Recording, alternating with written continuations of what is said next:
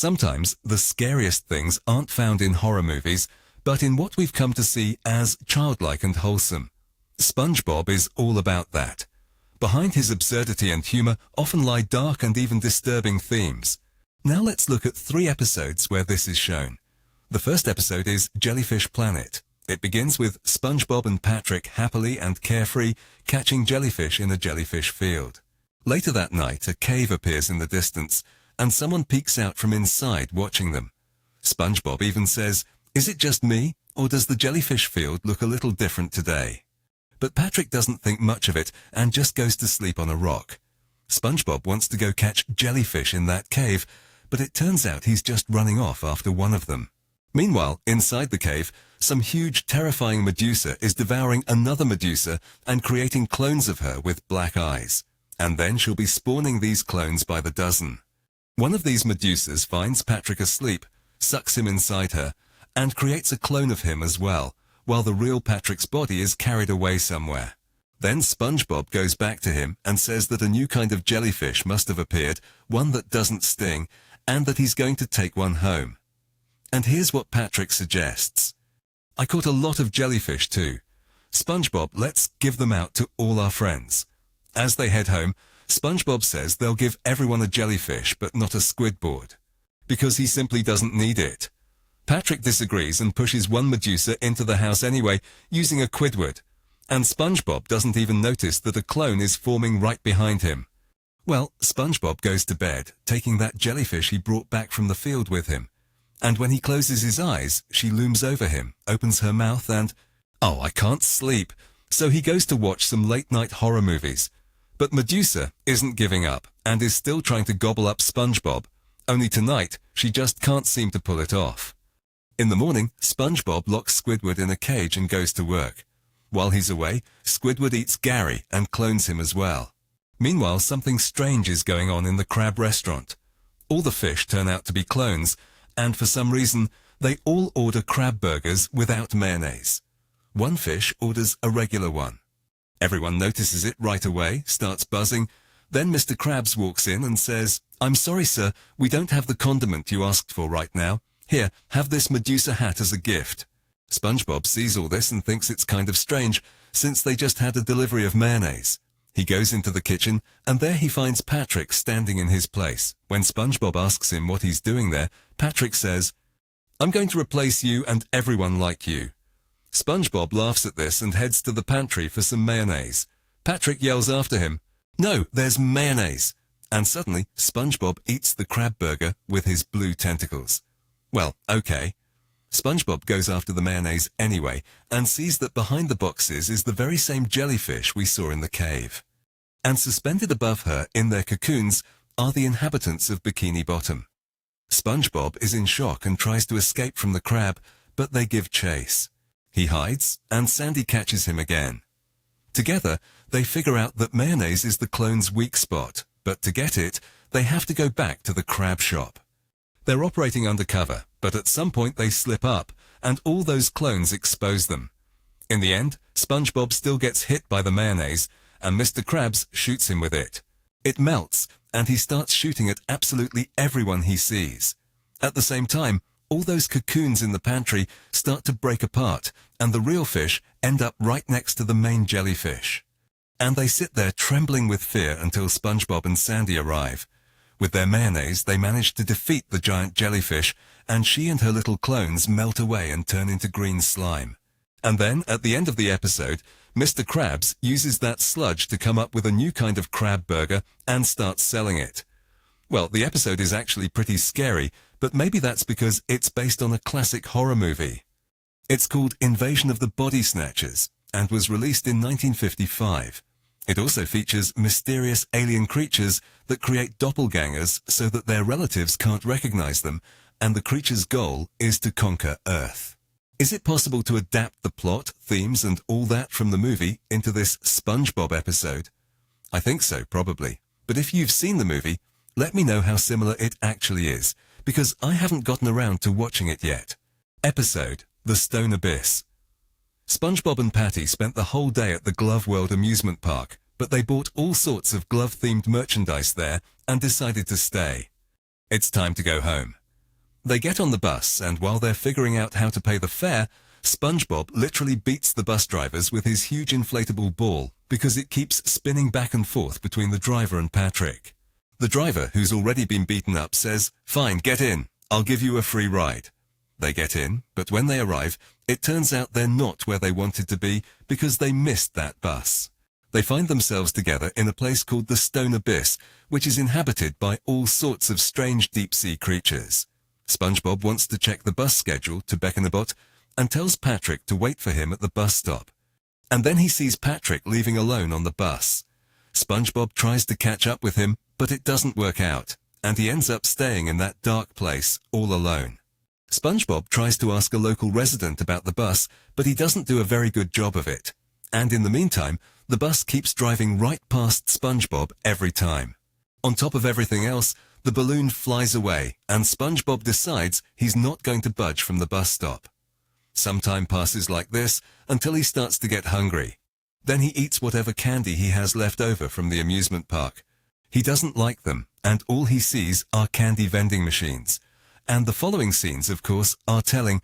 Just look at the circumstances under which the bus drives past again.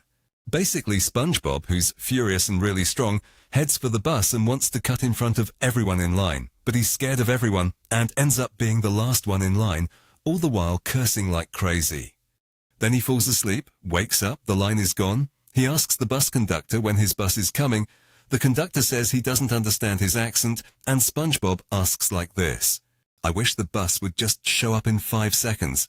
Oh, no such luck." And the next one is tomorrow. SpongeBob demands that they give him a bus right now and insists he's not going anywhere, but no one is listening to him. The lights go out in the stone toilet, and pitch darkness falls. SpongeBob tries to turn on his flashlight, but it breaks just then, so he decides to close his eyes, thinking that it won't be so dark that way. Just then, he hears some frightening, unfamiliar sounds nearby and tries to run as far away from them as possible, but stumbles into the road, which is lying at a right angle, and that creature is already approaching SpongeBob. And yes, it turns out that this was the resident of the rock toilet whom SpongeBob had asked about the bus a while back. He brought him the lost ball, tied Bob's wings to his arm, and Bob was able to take off and fly across the street.